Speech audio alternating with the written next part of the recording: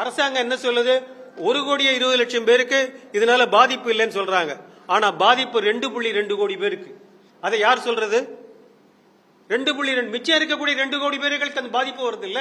அந்த பாதிப்பை யார் சரிப்படுத்துவாங்க? ஆக பாதிப்பு என்பது இது மக்களை பாதிக்கக்கூடிய கட்டண உயர்வு. இது திரும்ப பெறணும்.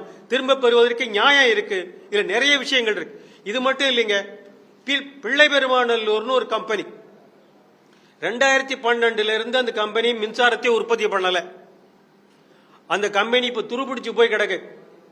அதுக்கு அதுக்கு கட்டணம் கொடுக்க வேண்டிய அவசியம் மின்சார வாரியத்துக்கு கிடையாது. அதுக்கான அக்ரிமெண்ட் முடிஞ்சு போச்சு 2016லயே. 2016லயே முடிஞ்சு போன அக்ரிமெண்ட்டுக்கு பணமே கொடுக்காமலே இருந்தாங்க 3.5 வருஷம்.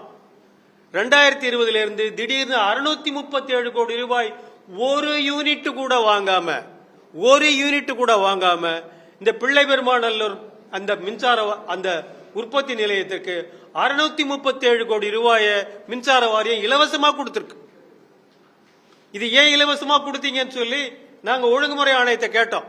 ஏன்னா ஒழுங்குமுறை ஆணையம் தான் மின்சார வாரியத்தை கேள்வி கேட்டிருக்கணும். மின்சார சட்டம் இப்படிதான் சொல்லுது.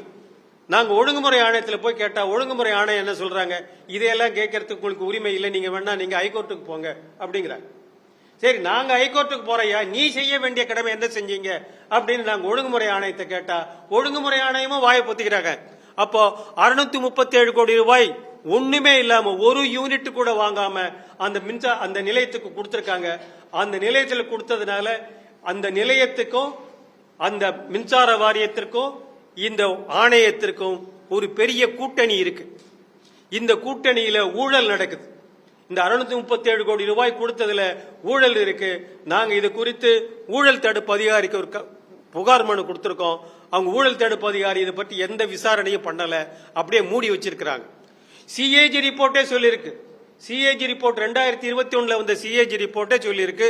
450 அன்னைக்கு இருக்கக்கூடிய காலத்துல 453 கோடி ரூபாய் கொடுத்திருக்கீங்கன்னு. அதுக்கப்புறமாவும் 200 கோடி ரூபாய் கொடுத்திருக்காங்க. அப்போ இவ்வளவு மாதிரியான ஊழல் மட்டும்தான் இந்த மின்சார வாரியத்தில் நடந்துட்டு இருக்கு. 2021 இதே பிரஸ் கிளப்ல 15,000 கோடி ஊழல் நடக்கிறதுன்னு சொல்லி சுய உற்பத்தியாளர்களை பத்தி நாங்க ஒரு புக்லெட் போட்டோம். அந்த புக்லெட் கூட உங்களுக்கு எல்லாருக்கும் அந்த பிரஸ்ல கொடுத்தோம். அது அன்னைக்கு 7 விதமான வழக்குகள்.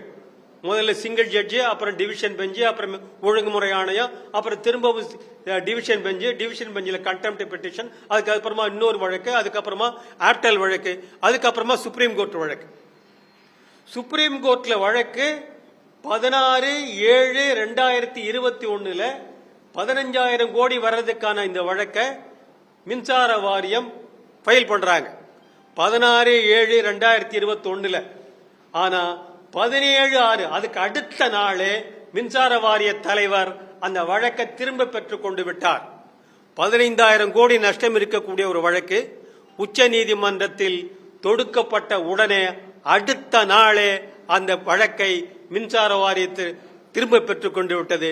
இது திரும்ப பெற்றதுனால பலனடைந்தவர்கள் யாருன்னு சொன்னா 1700 தனியார் நிறுவனங்கள் தான், மிகப்பெரிய தொழில் நிறுவனங்கள் தான் இதனால பலனடைஞ்சிட்டு இருக்காங்க. இன்னைக்கு சுப்ரீம் கோர்ட் அன்னைக்கு உத்தரவு கொடுத்துட்டாங்க. சுப்ரீம் கோர்ட் இந்த வழக்கை தீர்த்து விட்டது. சுப்ரீம் கோர்ட் வழக்கு தீர்த்தாலும் கூட அதில் இருக்கக்கூடிய சில பிரச்சனைகளுக்கெல்லாம் இன்னும் நாங்க சீக்கிரம் விடை சொல்றோம்னு சொல்லியிருக்காங்க. அப்ப இன்னும் முழு பிரச்சனை தீர்க்கல. அப்படி இருக்கும் பொழுதே இன்னைக்கு ஒழுங்குமுறை ஆணையம் என்ன செய்யறாங்கன்னா அதுக்கு புதுசா ஒரு ரெகுலேஷன் போடுறாங்க.